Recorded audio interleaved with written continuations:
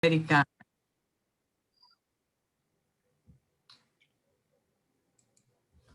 En nombre de la Federación Teosófica Interamericana, para mí es un honor tener hoy en este espacio a un hermano de Centroamérica. Yo represento en la Federación Teosófica Interamericana Centroamérica y el Caribe. Y para mí es un honor tener a El Salvador presente en este trabajo de los domingos. Ustedes no saben la alegría que mi corazón siente saber que este trabajo se está haciendo real. Y hoy tenemos un hermano muy querido de El Salvador, Rafael, con un tema muy bello que es la voz del silencio, doctrina del corazón. Vamos a presentar al hermano Rafael, quien comenzó a estudiar teosofía solo en su juventud. Él tuvo que salir de El Salvador y al retornar comenzó a seguir estudiando teosofía, pero de manera individual, hasta que en el 2008 es iniciado en la logia en El Salvador, permaneciendo hasta el momento como miembro de esa logia. Es un estudioso incansable de la señora Blavatsky, de la señora Nivesa, de Puruker, de Jeffrey Hodgson, de Jinara Hadassah, y hoy recibimos con mucha alegría la presencia del Salvador en este espacio. Así es que paso los micrófonos al hermano Isaac Hawley para que haga la invocación. Por favor, Isaac. Sí. Les pido que cerremos unos instantes nuestros ojos y pongamos atención a las frases que vamos a repetir todos después de que mencione cada una de ellas, por favor. Oh vida oculta que vibras en cada átomo. Oh luz oculta que brillas en cada criatura. Oh amor oculto que todo lo abarcas en la unidad. Que cada ser que se sienta uno contigo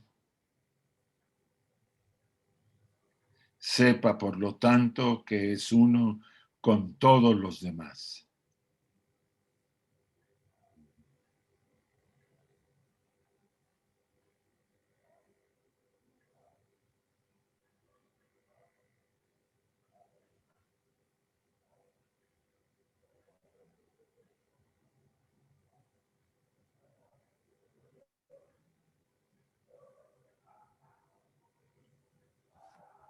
Así sea y gracias. Damos la palabra al hermano Rafael Arévalo, por favor.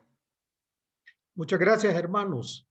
En primer lugar, deseo que estén pasando un domingo pacífico y en compañía de sus seres queridos, independientemente si están por la mañana como estamos nosotros en Centroamérica o si se encuentran ya terminando el día, como entiendo que está sucediendo allá en España y en otras latitudes que probablemente están conectadas.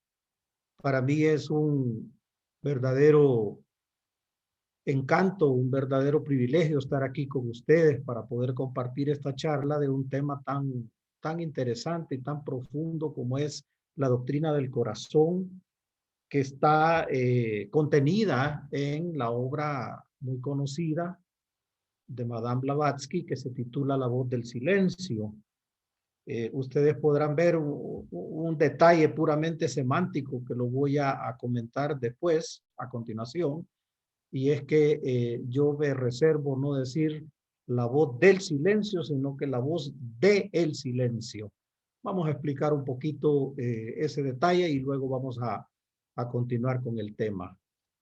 Vamos a pasar a la segunda lámina. Por favor, ¿quién me está apoyando ahí con la segunda lámina? ¿O tengo que ser yo el que la pasa? Lo haces tú, manualmente en tu máquina, Rafael. Estoy tratando de hacerlo y no Hasta me... abajo a la izquierda hay unas flechas. Si lo notas, aparecen transparentes y ahí tú puedes picarle exacto así. Ok. Ya la volviste a sacar. Mejor regrésala. O como tú quieras. ¿Y ahora? No, pincha para ampliar la imagen en donde habías picado en el exacto. Ahora, en la parte de abajo, frente a tu máquina, frente a tu pantalla, del lado izquierdo, abajo en la parte negra, aparecen dos flechas, una para la izquierda y una para la derecha. Esas, aplica esa. Perfecto. ¿Ya? Vale. Eso, gracias. A ti, Rafael. Gracias. ¿Por qué me detuve en ese detalle del título del libro?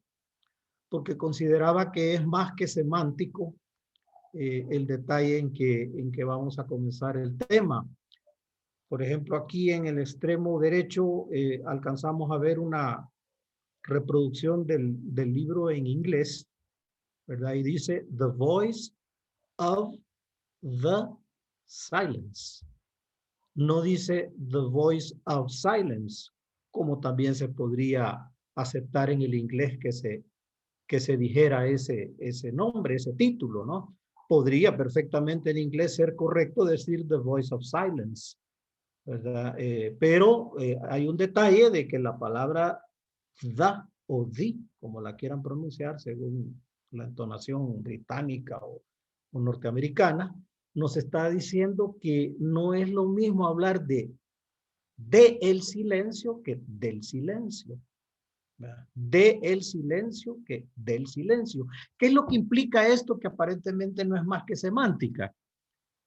En el primer caso, cuando yo digo de el silencio, la voz es parte de ese sustantivo completo que es el silencio.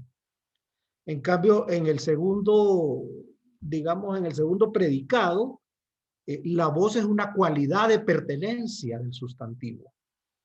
¿Verdad? Como no estamos hablando de gramática esta mañana, quisiera utilizar el nombre del país donde yo nací, donde estoy en este momento, ¿no? Resulta que mi país es la República de El Salvador y no la República del Salvador. Es decir, El Salvador no posee una república. El Salvador, quien sea, pues vamos a suponer que El Salvador es el Maestro Jesús. El Salvador en sí no posee una república, sino que implica que la voz completa es parte del sustantivo, es República de El Salvador. Entonces, cuando yo comencé a leer el libro, porque de paso lo hice la primera vez en inglés, me di cuenta que decía The Voice of the Silence, es la voz de el silencio. No es que al silencio le pertenezca una voz, ¿verdad? Que dicho, digamos, de paso, pues tampoco el silencio puede tener una voz. No es inteligible eso, ¿no? Pero el punto es que ahí hay un detalle que no se ha visto por años, porque todos los libros que están editados en castellano y todas las conferencias hablan de la voz del silencio y no de la voz de el silencio. Es decir, que la voz y el silencio a su vez son un mismo sustantivo. Espero que eso no sea pérdida de tiempo, sino que un detalle curioso que me permití introducir como primera parte. Ahora hablemos verdaderamente de lo importante del tema. Implícito en los principios y tradiciones budistas y prebudistas, ¿verdad? Que están contenidas en el libro de los preceptos dorados, que es un libro de los preceptos de oro. Otra vez ahí tenemos un poco la gramática, ¿verdad? Eso se puede traducir como el libro de los preceptos de oro o el libro de los preceptos dorados. Es un libro, digamos, antiquísimo, ¿verdad? Un arcano anterior que trata de la visión espiritual de esas dos corrientes o tradiciones que fueron las prebudistas y propiamente dicha las budistas. En aquellos anales se contiene una doctrina del corazón y una doctrina del ojo. toquemos primero la del ojo. Pues la del ojo nos está diciendo claramente qué es lo que vemos. Es un aprendizaje, ambos son aprendizajes, está bien, pero la del ojo pues es un aprendizaje que lo hacemos desde una sabiduría exotérica. Es una compilación, digamos. No está mal, todos lo hacemos. Hay un aprendizaje a través de una doctrina del ojo, según los preceptos búdicos o budistas y prebudistas, que es basada en una sabiduría exotérica. Esta mañana vamos a dedicarle más tiempo a la doctrina del corazón, ¿verdad? Que enfatiza una sabiduría esotérica o sabiduría propiamente dicha, y también es un aprendizaje o un conocimiento que enfatiza la compasión. Quizá por eso se habla de los maestros de compasión y sabiduría, porque digamos, ellos están inspirados principalmente o enfáticamente por una doctrina del corazón. ¿Y qué es esa doctrina del corazón? Si nos remontamos al budismo, la doctrina del corazón, ese aprendizaje, ese conocimiento, esa sabiduría, es la que nos remite o nos conduce al despertar de Bodhi. Bodhi, también conocido como la sabiduría de la iluminación.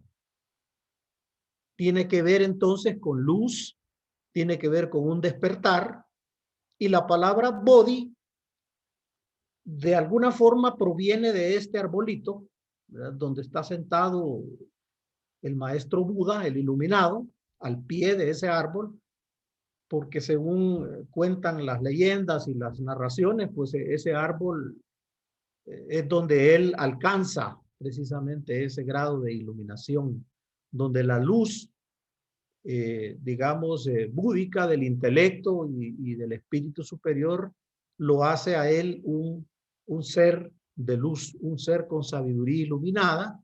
Y entonces la doctrina del corazón gira en torno a ese despertar de ese elemento que vamos a llamar esta mañana el Bodhi.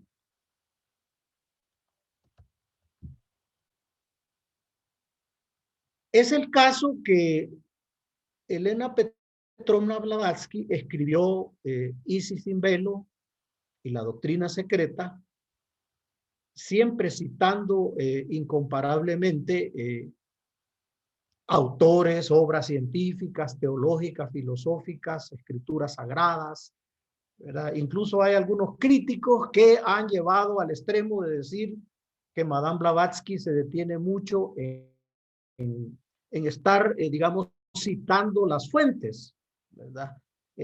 La voz del silencio está basada en la fuente del libro de los preceptos dorados. Entre paréntesis, yo no comparto con los críticos ese criterio de que Madame Blavatsky pierde su tiempo citando las fuentes. Yo creo que esos críticos conocen o muy poco o desconocen la epistemología, la filosofía de la ciencia. La doctrina secreta es una ciencia, es un compendio de ciencia, religión y filosofía. Utiliza mucho precisamente las citas de sus fuentes porque respeta el lineamiento epistemológico. El libro de los preceptos dorados, que sirve de inspiración para nuestro tema, está compuesto porque Madame Blavatsky lo explica en su libro, La voz del silencio, que está compuesto, el libro, digamos, donde se origina la inspiración de La voz del silencio, está compuesto de 90 tratados. Ella tuvo la oportunidad de estar allá en las montañas del Tíbet. Sabemos por la biografía de ella que no fueron pocos años, sino que fueron bastantes años. Y como una de sus características especiales, ¿verdad? De los 90 tratados, si lo tratamos de hacer nosotros, tal vez no podríamos, ella memorizó 39. 39 tratados los memorizó. Tremenda capacidad, y esa fue la base y la fuente, y ella lo revela, porque para ella lo importante, epistemológicamente hablando, es revelar la fuente, Y ella revela pues que el libro de los preceptos dorados, especialmente en los 39 capítulos, digamos así, o tratados que ella memorizó, es el que le sirve de base para la obra que nosotros vamos a comentar esta mañana. Antes que eso, la Sociedad Teosófica a la que pertenecemos fraternalmente tiene una relación muy íntima con el misticismo. Es más, la Sociedad Teosófica es una tradición mística, ¿verdad? Y por eso incorpora Madame Blavatsky, a partir del libro de los preceptos de oro o de los preceptos dorados, incorpora en La voz del silencio, otra obra magnífica, este enfoque, digamos, esta doctrina, porque en la Sociedad Teosófica se sostiene que el hombre debe de ver a su interior para encontrar lo divino, o dicho de una manera un poco más sencilla, para conocer a Dios. En ese sentido, la Sociedad Teosófica ha propuesto una modalidad de misticismo. Yo quisiera, entre paréntesis, ¿qué es misticismo? Pues misticismo es experiencia, ¿no? Cuando una persona repite que ha tenido una experiencia mística, es porque sí verdaderamente está tratando de misticismo. Entonces, en la Sociedad Teosófica se propone una modalidad que advierte cómo la mayoría en el mundo no está preparada para las enseñanzas.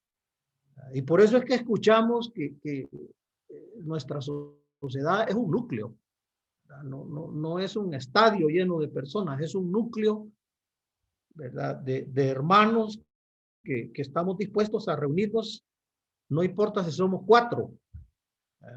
Donde haya 2 o más reunidos, ahí estoy yo en medio de ellos, dijo un maestro. No importa si somos 4, somos un núcleo, ¿verdad? Porque ya sabemos, esto sin ningún deseo de ser petulante, pues, que el mundo no está preparado para muchas de las enseñanzas, y por lo tanto nosotros tenemos que entrar en el estudio teosófico tomando muy en cuenta que la Sociedad Teosófica no es solamente información y conocimiento o lectura y estudio, sino que también propone una modalidad de misticismo para que nosotros en nuestro interior encontremos la resonancia de ese mensaje divino. La voz del silencio o del silencio sugiere que ese viaje, que sí es de estudio y es de servicio y es de estar como lo estamos esta mañana compartiendo, es un viaje que pasa especialmente, o digamos, 3 hitos. Primero, parte de la ignorancia. No lo estoy diciendo en un sentido peyorativo, sino como lo utiliza Madame Blavatsky. Parte de una ignorancia, es decir, de un desconocimiento. Luego de eso vamos hacia un aprendizaje. Un aprendizaje que puede llevar muchos años o incluso muchas vidas. Y culmina en una sabiduría.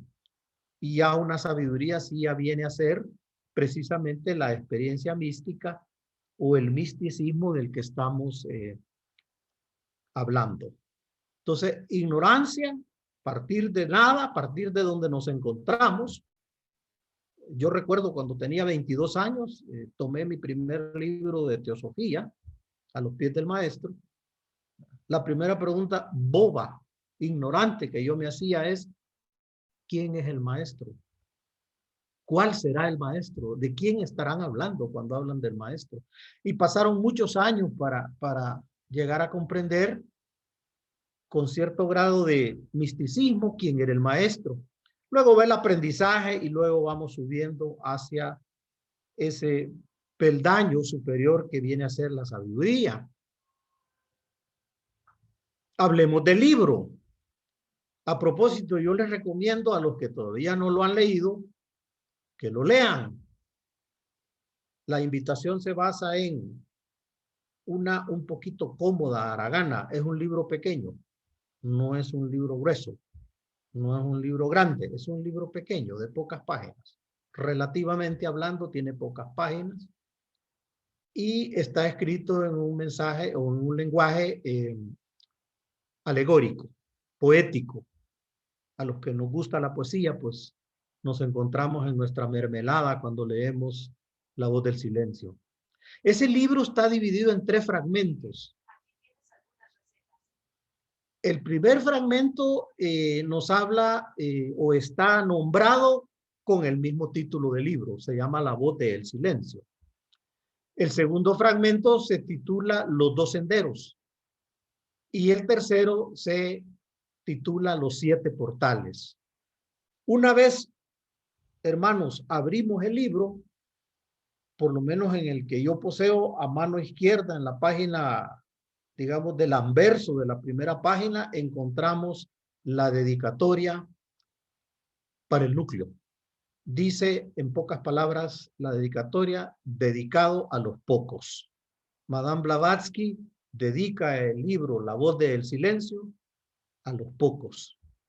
Ella advierte, pues, a partir de la dedicatoria, que son pocos que están preparados para comenzar a abrir el libro y comenzar su sendero de la doctrina del corazón. Es impactante leer esa dedicatoria, dedicado a los pocos. El fragmento 1 pues describe un proceso similar a los sutras de Patanjali. No es que haya como una réplica, pero es, digamos, normal, si puedo usar ese término, esperar que haya una concordancia con los sutras de Patanjali, puesto que estamos hablando de doctrinas búdicas y prebúdicas de aquella región del Tíbet. El fragmento 1 nos habla del desapego, el desapego de las percepciones sensuales, que en el caso de Patanjali eso se titula Pratyahara. Déjenme regresar un poquito, estamos bien. Pratyahara, perdón. Pratyahara en el sánscrito nos describe ese desapego a las percepciones sensuales. El segundo aspecto de ese proceso que nos habla la voz del silencio es la concentración. Y esa concentración, en el caso de los sutras de Patanjali, se nombra como dharana. Para algunos de ustedes estos términos, especialmente a partir de ahora del dharana, son términos conocidos, ¿verdad? Los estamos compartiendo en sánscrito y a su vez los estamos compaginando con el castellano para poderlos incorporar a la voz del silencio. El tercer paso, digamos, de ese proceso es la meditación, conocida en sánscrito como dhyana o dhyana. De esa palabra derivan muchas y también compone ese término o ese prefijo, compone muchas palabras, como por ejemplo los libros de Xian, ¿verdad? El budismo Zen, que ya es japonés, pero también se basa en ese, digamos, en ese vocablo dhyana. El término dhyana, que en el español pues no tiene mucha relación, digamos, fonética de sonido, es el que nos lleva a ese paso de la meditación. Y el cuarto paso del fragmento 1 es la liberación. ¿Verdad? La liberación que, digamos, en una religión occidental se podría quizás confundir con lo que se llama la salvación. En el caso de las religiones orientales, de los modos filosóficos de vida orientales, de lo que se habla cuando se habla de samadhi, es de una liberación, que sin duda pues está muy relacionada con el primer paso, que es el desapego de las percepciones sensuales. En el fragmento 2 se abordan los 2 senderos. ¿Y cuáles son esos 2 senderos que se abordan en ese fragmento 2? Para que nos vayamos animando a leer el libro, son la liberación y la renunciación, ¿verdad? En este fragmento yo encontré que a semejanza con el Bhagavad Gita, se enfatiza mucho el karma como yoga, como marga, como camino, como sendero. Cuando uno comienza a leer, voy a hacer un paréntesis, cuando uno comienza a leer el Bhagavad Gita, como uno se encuentra con el Bhakti Yoga, con el Jnana Yoga, tarda un poco en descubrir que el verdadero foco, el verdadero enfoque del Bhagavad Gita es en verdad el karma, el camino de karma. Y recordemos que eso tiene una importancia porque el karma es el que define el ciclo de necesidad, es decir, el ciclo de encarnaciones. Es nuestro karma el que define las encarnaciones. Y después de definir las reencarnaciones o encarnaciones, define nuestro proceso evolutivo. No es en vano, pues, que el Bhagavad Gita hable mucho del karma yoga. Entonces, igualmente, aquí en La Voz del Silencio se enfatiza a semejanza con el Bhagavad Gita, el karma, ¿verdad? Es decir, la acción, pero también aquel autoengaño de la no acción. Porque habemos algunos que decimos, mire, para que no produzca yo karma, no voy a hacer acciones. Pues es inevitable. Aun cuando yo estoy haciendo, digo yo, no acciones, estoy actuando. Es similar a aquel gerente que dice, yo no voy a tomar decisiones para no equivocarme, y el no hacer decisiones en sí es otra decisión. Entonces, la acción y la no acción, la acción y su reacción. Aunque yo diga que es una no acción, esa no acción también tendrá su reacción, y eso es lo que compone, digamos, la sabiduría, el trasfondo de lo que significa karma. Y otro aspecto que abarca el fragmento 2 son las gunas, ¿verdad? Aquellas tres modalidades que nos enseña la filosofía hinduista, que están implícitas y que están detrás y que están permanentemente moviendo el mundo pracrítico, el mundo material, ¿verdad? El aspecto de la realidad que no es espíritu, sino que es materia, que es prakriti. Esas tres gunas se conocen como el sattva, el rajas y el tamas. Rápidamente, pues el sattva se asocia con la sabiduría, el rajas con el, digamos, con el arrojo, con aquellas capacidades que tenemos de ser muy entusiastas o muy pasionales, ¿verdad? Y el tamas, pues precisamente cae en lo inverso, que vendría a ser como la inercia, como un poco la pereza, ¿no? Entonces la materia, y como nosotros en parte somos materia, pues estamos inmersos en esos tres modalidades que son sattva o sattva, rajas y tamas. Eso es el contenido del fragmento 2. El fragmento 3, y con eso el libro da por cerrado su mensaje, el libro corto, de La Voz del Silencio, aborda los 7 portales. Los 7 portales se refiere a las 7 puertas que el hombre ha de pasar para buscar la sabiduría. Y nuevamente hay una semejanza con otras doctrinas o con otras corrientes budistas y prebudistas. En este caso se asemeja mucho con los paramitas del budismo, ¿verdad? Solo la diferencia es que los paramitas son 6 y en el caso de La Voz del Silencio se agrega 1. Esos paramitas o esos portales son la generosidad, la virtud, la paciencia, que no es sentarse a esperar la desgracia, sino que la paciencia es perseverancia, va asociada a la perseverancia, la conquista de la ilusión, la conquista de Maya, ¿no? De pensar que estamos, como decía Madame Blavatsky, en un mundo de separatividad, esa es una ilusión. La energía, la contemplación y la sabiduría. Parece ser que es aquí en la conquista de la ilusión donde se agrega el número 1 que no está contenido en los paramitas del budismo. Entonces vemos pues que la obra, cuando nosotros la tomemos y la estudiemos, vamos a estar teniendo una doble, si podemos decir así, ¿verdad? Una doble ganancia, porque vamos a tener en sí el mensaje de esos 39 tratados que Madame Blavatsky memorizó para poder inspirarse, y a su vez vamos a poder hacer un recorrido analógico, comparativo, con otras corrientes o doctrinas orientales, búdicas o budistas y prebudistas.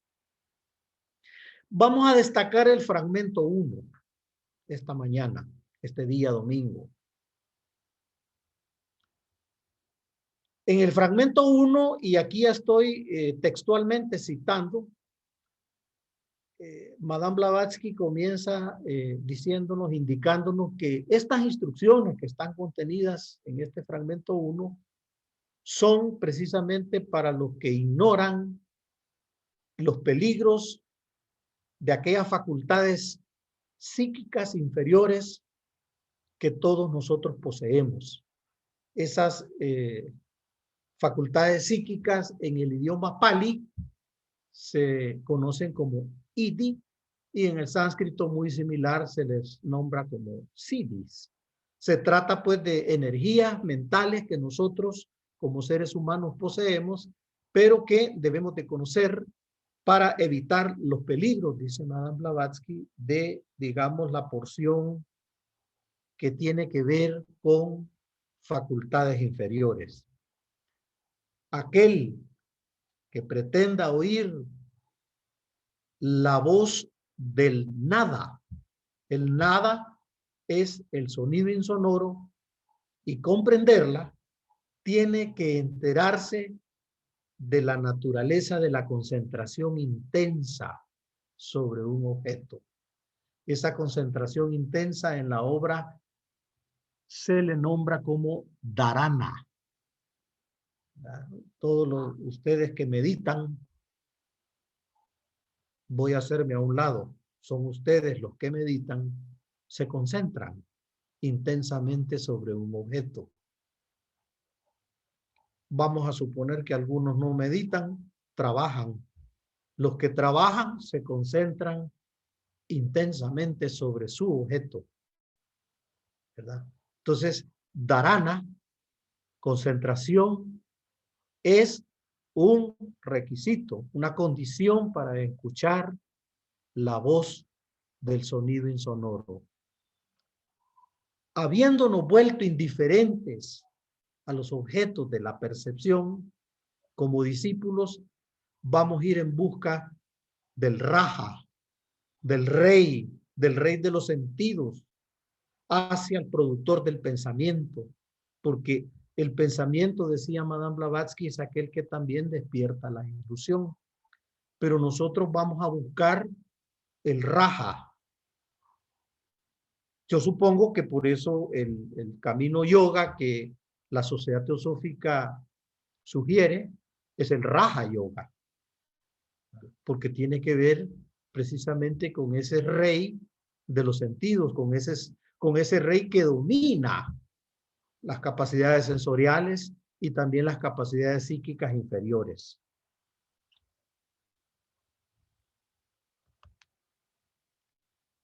Estas son frases lapidarias de Madame Blavatsky. La mente es el gran destructor de lo real. La mente anima la ilusión. Entonces nos dice, destruya el discípulo al destructor, ¿verdad? Porque cuando su propia forma le parezca ilusoria como al despertar, todas las formas que el sueño ve. Cuando nosotros nos despertamos en la mañana y hemos tenido un sueño o muy hermoso o muy agitado,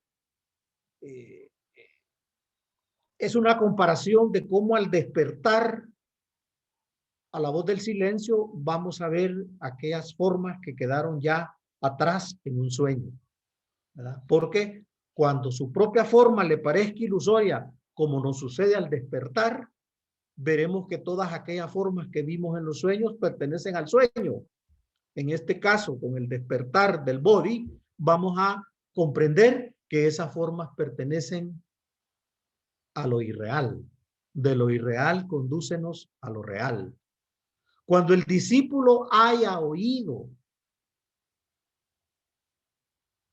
que hubo muchos sonidos, pero cesó de oírlos, podrá entonces discernir un solo sonido, que es el sonido interno que mata a todos los sonidos externos.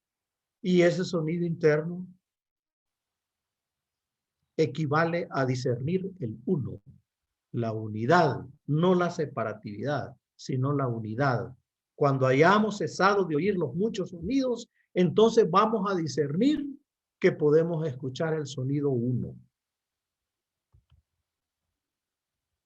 Entonces únicamente, recuérdense que esto es textual, entonces únicamente y no antes, abandonará la región de Asat.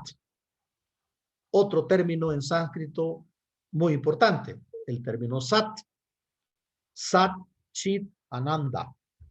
Sat, Chit, Ananda. Sat, existencia, existencia verdadera, realidad. En sánscrito, cuando se antepone el prefijo a, en la mayoría de los casos, ¿no? Es para desvirtuar digamos, la parte del término que viene a continuación. Si Sat es realidad, es el reino de lo verdadero, Asat, el prefijo a, es precisamente lo inverso, ¿verdad? Es el reino de lo falso, de lo no verdadero, de lo irreal. Y nos dice el mantra, de lo irreal, condúcenos a lo real. Antes de que el alma pueda ver, debe haberse alcanzado la armonía interior y los ojos carnales han de estar cegados a toda ilusión. Para los que hemos leído el libro de Mabel Collins, de Mabel Collins, hay mucha similitud, ¿no? Probablemente en la forma alegórica en que se ha escrito el libro de Mabel Collins, que se titula, en este momento se me va a escapar, pero ya va a venir el nombre, ¿verdad? Hay mucha similitud. Claro, Mabel Collins lo escribió posteriormente a este libro, pero nos hace este tipo de advertencias en Luz en el Sendero. Ese es el título de la obra de Mabel Collins. Luz en el Sendero nos dice, antes de que tal y tal cosa pueda suceder, aquí nos dice antes, Madame Blavatsky, antes de que el alma pueda ver, debe haberse alcanzado la armonía interior y los ojos carnales deben haberse cegado a lo ilusorio. Antes de que el alma pueda oír, es menester que la imagen es el hombre, se vuelva tan sordo a los rugidos como a los susurros, a los bramidos de los elefantes furiosos como al zumbido argentino de la dorada mosca de fuego. Cuando yo leí aquí esta parte que dice tan sordo a los rugidos como a los susurros, recuerdo un poema de Pablo Neruda que nos habla del silencio que se escucha en el desierto. Probablemente nos está hablando del inmenso y bello desierto de Atacama en el norte de Chile. Pablo Neruda en un poema cita y dice, el silencio que se escucha en el desierto aturde tanto como el ruido, como la bulla. Entonces, vamos a volvernos sordos tanto al rugido como al susurro o incluso como aquel silencio que aturde en el desierto. Antes de que el alma sea capaz de comprender y recordar, debe estar unida con el hablante silencioso. Y lo he puesto resaltado, ¿no? El hablante silencioso es la voz del silencio. De igual modo que la forma en la cual se modela, la arcilla lo está al principio en la mente del alfarero. El pótter, ¿no? El alfarero, primero toma la arcilla y la modela. Y de esa forma une esa argamasa y nos presenta una obra, una vasija, por ejemplo, un comal. Entonces, así como comienza el alfarero a modelar, así el hablante silencioso modelará nuestro interior. Porque entonces el alma oirá y recordará Y solo entonces, al oído interno, tenemos un oído interno como tenemos un ojo interno, a ese oído interno hablará la voz del silencio. Título de la obra, Doctrina del Corazón. Entonces hablará al oído interno la voz del silencio. Cuando tu alma en capullo presta oído al bullicio mundanal, cuando responde a la rugiente voz de la gran ilusión maya, ¿no? En sánscrito, cuando temerosa a la vista de las ardientes lágrimas de dolor y ensordecida por los gritos de desolación, se refugia tu alma a manera de una cautelosa tortuga dentro de la concha de la personalidad. Sabe, discípulo, que tu alma es altar indigno de su Dios silencioso. Razonemos un poco este párrafo que está un poco saturado, ¿no? Quita un poco la respiración de lo que nos está hablando. Vámonos al centro, la gran ilusión y la personalidad. Nuestra personalidad es una concha donde nos queremos refugiar como una cautelosa tortuga ante los eventos externos. Ya nos han dicho los psiquiatras famosos como el doctor Jung, que la personalidad, si le buscamos etimológicamente su significado, es la máscara, ¿no? Entonces, cuando el discípulo se vaya a refugiar dentro de la concha de la personalidad, se le advierte que en ese momento su alma es un altar indigno de su Dios silencioso. No nos refugiemos en esa concha. Busquemos al hablante silencioso. Cuando ya más fortalecida tu alma se desliza de esa zona de confort, ¿no? De ese seguro refugio, y se arranca de ese tabernáculo protector, es entonces cuando extiende su hilo de plata. Ese es su tratma, ¿no? ¿Verdad? Ese es su tratma que nos va llevando de vida en vida, pero también dentro de la vida de cada uno nos va llevando de acción en acción en nuestro karma. Y entonces, si se extiende su hilo de plata, se lanza hacia adelante. Y cuando pasa a contemplar su imagen en las olas del Padre Espacio, murmura: ese soy yo, este soy yo soy este. Momento culminante de una meditación.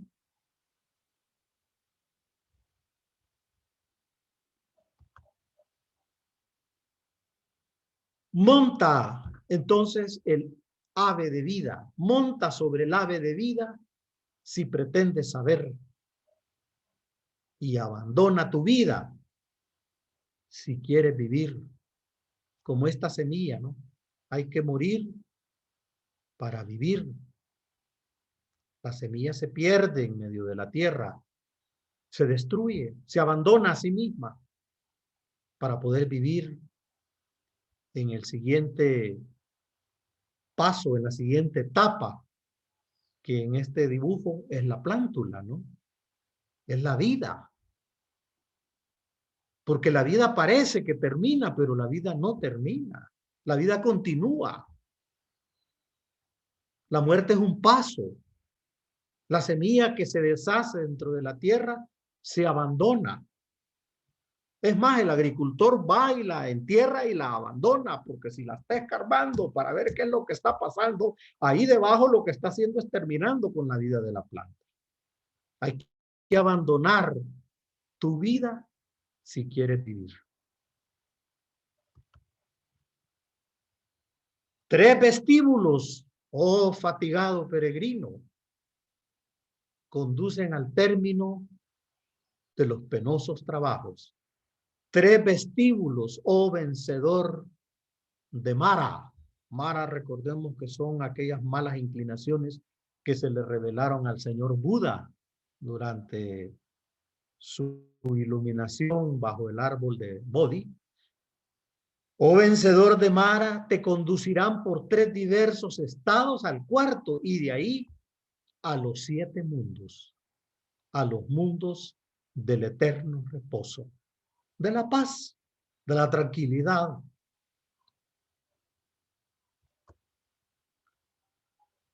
Pero ¿cuáles son esos 3 vestíbulos? Si deseas saber sus nombres, oye y recuérdalos. El nombre del primer vestíbulo es ignorancia, avidia. Otra vez en sánscrito, el prefijo a delante de sabiduría, ¿no? Vidia, sabiduría. Avidia, no hay sabiduría.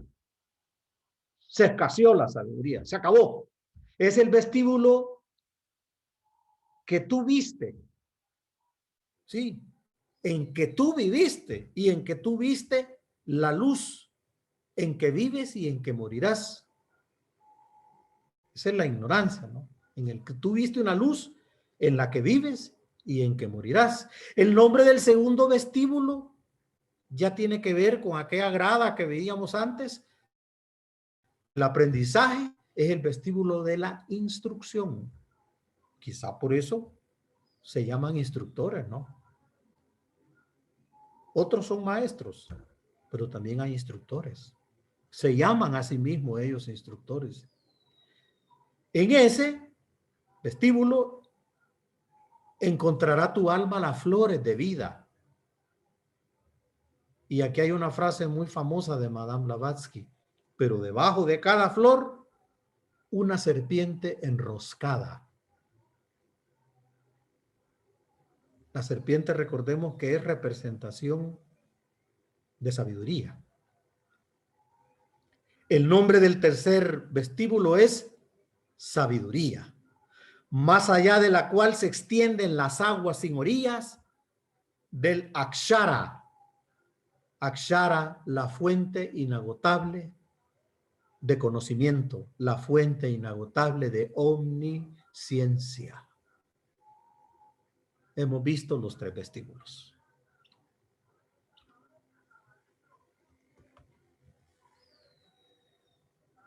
Los sabios, y pongamos atención porque nosotros creemos que los sabios son inalcanzables, ¿verdad? Que nosotros no tenemos nada que ver con los sabios. Está bien que seamos modestos, no critico. Está bien que seamos modestos, pero vamos a entrar un poco más para saber a qué se refiere con los sabios. Los sabios no se detienen jamás en los jardines de recreo de los sentidos. Son los sabios aquellos que desoyen las halagadoras voces de la ilusión.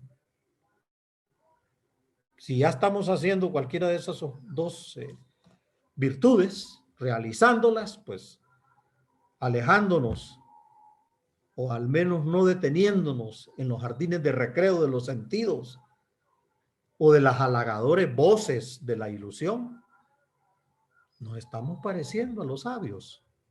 Aquel que ha de darte nacimiento, búscalo en el vestíbulo de la sabiduría, el vestíbulo que está situado más allá, en donde son desconocidas todas las sombras y donde la luz de la verdad brilla con gloria inmarcesible, con gloria inextinguible, con gloria que no se marchita.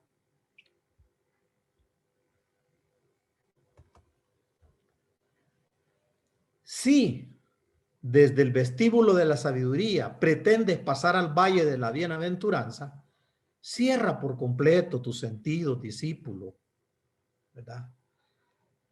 Y sobre todo a esa herejía que Madame Blavatsky tantas veces nos recuerda como grande, pero también hay que espantarla, la herejía de la separatividad.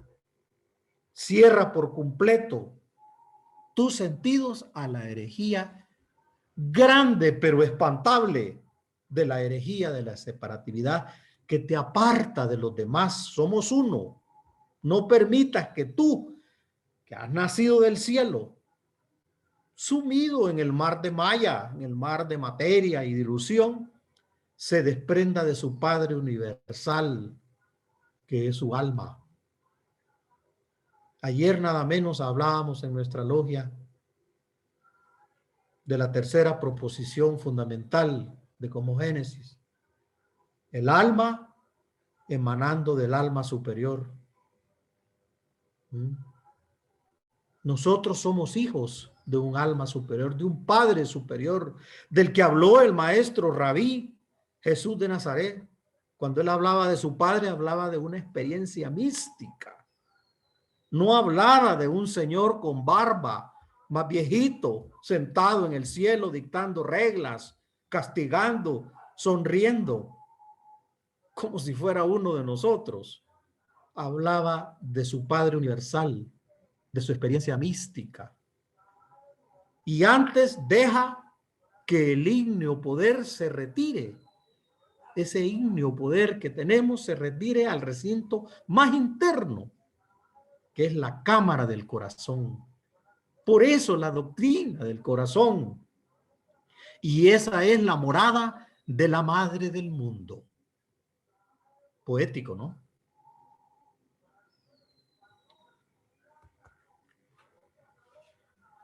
Ya vamos avanzando. Antes de que puedas sentar el pie en el peldaño superior de la escala de los místicos sonidos, tienes que oír la voz de tu Dios interno de 7 modos distintos.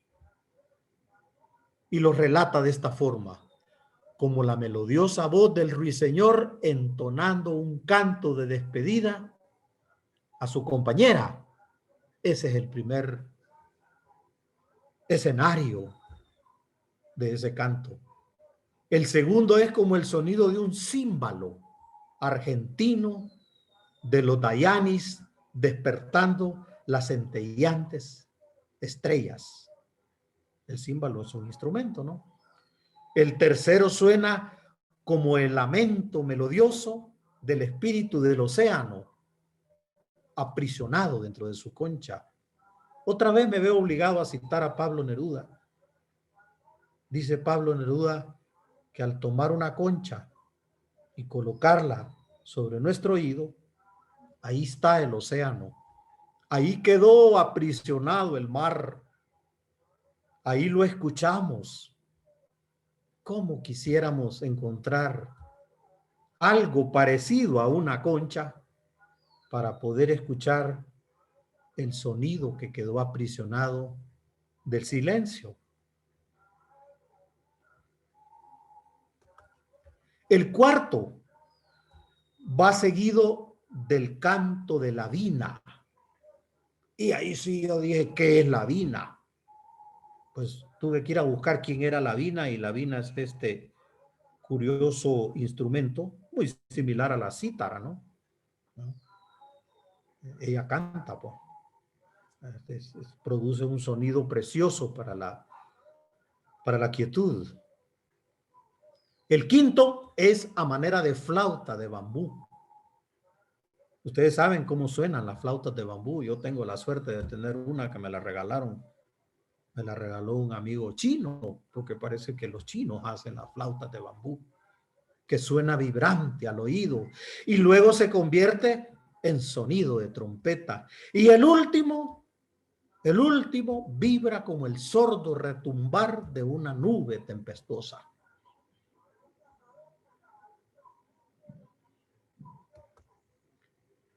El séptimo, ese último, absorbe todos los demás sonidos. Estos se extinguen y no se les vuelve a oír más. Cuando los 6 han sido muertos y abandonados, los pies del maestro aparecen. Ahí han sido abandonados a los pies del maestro. Y entonces es que el discípulo está sumido en la unidad y se convierte en esa unidad, y en esa unidad vive. No podemos recorrer el sendero antes de que nosotros mismos nos hayamos convertido en ese sendero. Es como caminante, no hay camino, hay que hacerlo. Hermanos, en la logia Teotl, donde todos fraternalmente están bienvenidos, hemos estado estudiando la doctrina secreta con mucho énfasis en el tema científico, en el tema filosófico.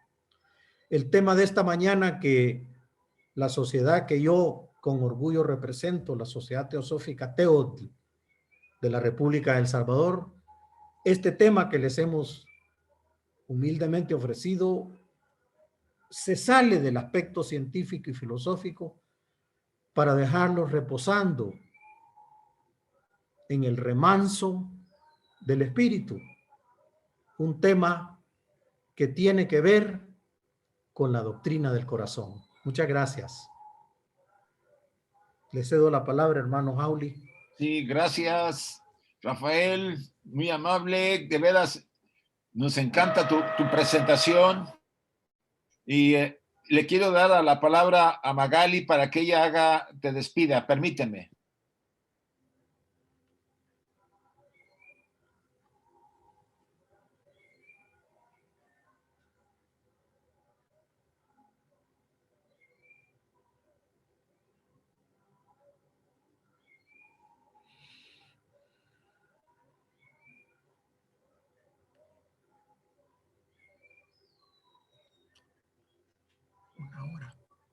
Ahora sí. Vale. Hola. Gracias, Rafael, por tu presentación tan clara de lo que es esa voz del silencio o la doctrina del corazón. Si quieres que algún hermano te haga alguna pregunta sobre el tema. Yo estoy aquí, encantado. Okay. Ojalá le pueda responder en silencio. Déjame abriré los micrófonos, Magali, para que vayas indicando quiénes pueden preguntar. Voy a abrir. Perfecto. Ya está abierto. Los que deseen preguntar, por favor. Háganlo ahora o callen para siempre.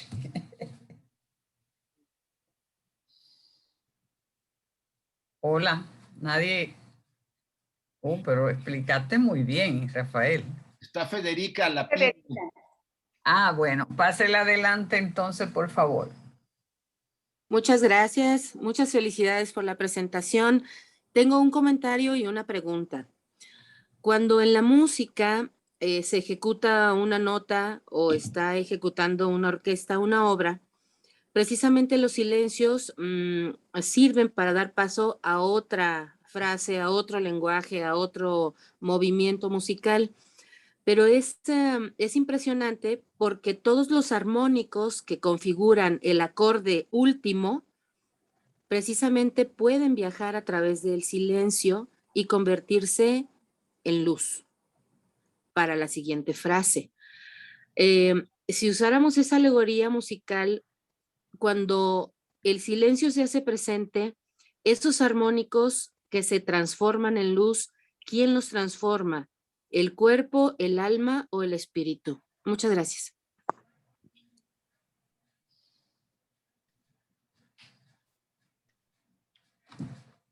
Sí, Rafael, abre tu micrófono, por favor. Hermana, si se refería a preguntarme qué opino, pues yo decía que mientras estemos en esta vida, en esta encarnación, ¿no? Es un trabajo de nuestros tres constituyentes: cuerpo, alma y espíritu. Es la oportunidad que tenemos de un unísono, hacer que vibre junto a nuestro espíritu, nuestro cuerpo y nuestra mente o alma. Algunos prefieren mente, otros alma. Nosotros sabemos de qué hablamos. pero también necesitamos ese otro pajarito del Upanishad que está con la mirada perdida en el infinito para que alimente nuestro cuerpo físico y nuestro cuerpo astral en sus 6 otras partes constituyentes a partir del Buddhi, ¿no? Entonces, para mí es un concierto al unísono de las 3 partes que el iniciado San Pablo de Tarso mencionaba, ¿no? Alma, cuerpo y espíritu.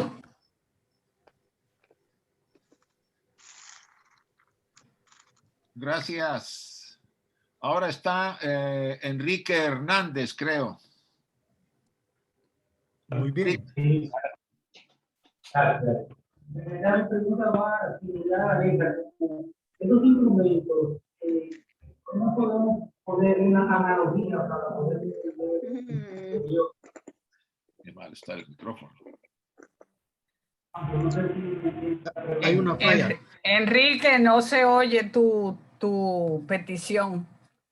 No se oye nada. Solo alcancé a escuchar la palabra analogía, pero el resto nada. Nada.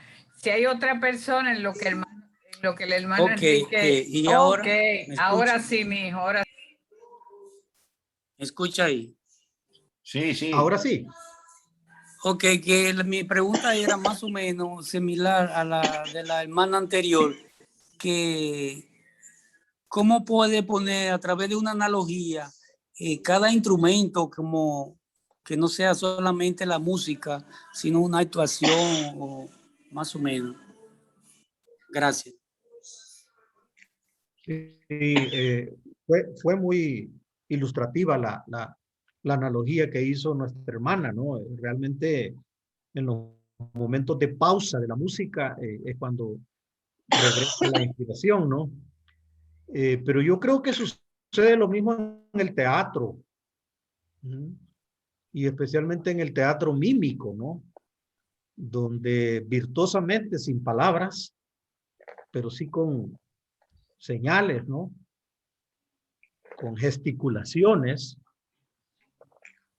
muchas veces se mandan mensajes reveladores, impresionantes, ¿no?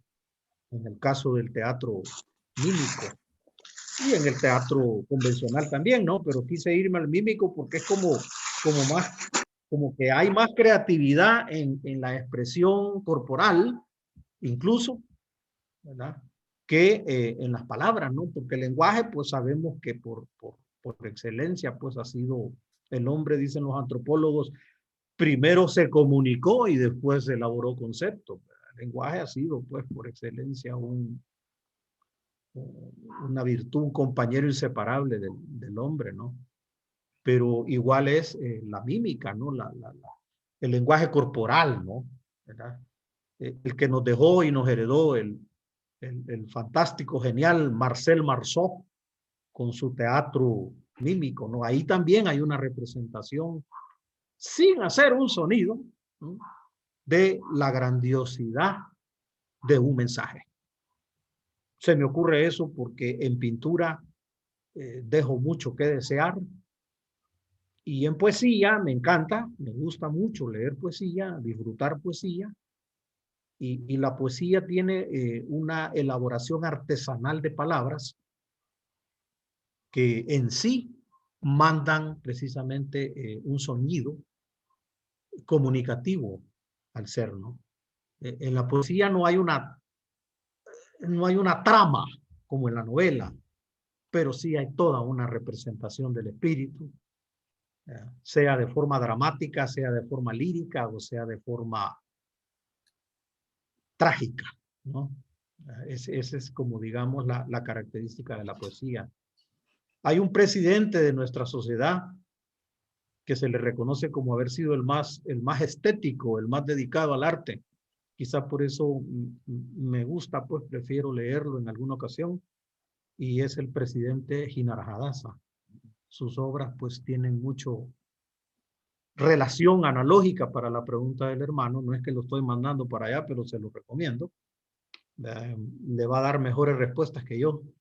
Es el presidente Jinarajadasa. Él tiene muchos libros donde asocia perfectamente el arte lo estético, ¿no? Con lo espiritual. Gracias, Enrique. Ahora le damos la palabra a Salomón, por favor. Sí, hola, buenas tardes. Tengo una pregunta que me inquietó un poquito cuando se habló sobre que nos debemos de alejarnos del bullicio